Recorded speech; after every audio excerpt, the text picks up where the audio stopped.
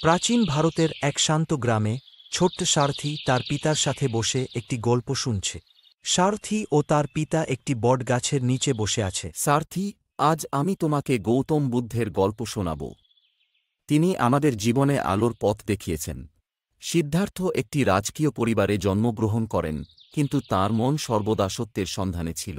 তিনি রাজপ্রাসাদের বিলাসিতা ত্যাগ করে মানুষের দুঃখকষ্ট দেখে মর্মাহত হন এবং সমাধানের সন্ধানে বেরিয়ে পড়েন। সিদ্ধার্থ ধ্যানমগ্ন অবস্থায় বোধি বৃক্ষের নিচে বসে আছেন।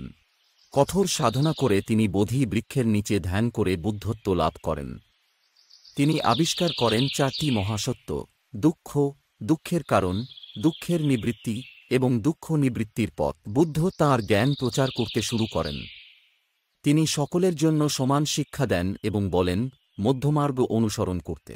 সারথি, বুদ্ধের শিক্ষা হল আমাদের জীবনের প্রতিদিনের পথ প্রদর্শক। এগুলি শুধু গল্প নয়, এগুলি আমাদের সঠিক পথ দেখা। আমি বুদ্ধের শিক্ষাগুলি জীবনে পালন করব এবং অন্যদেরও শেখাব। এভাবেই সারথি উপলব্ধি করল জীবনের আসল আনন্দ এবং শান্তি আসে সঠিক পথ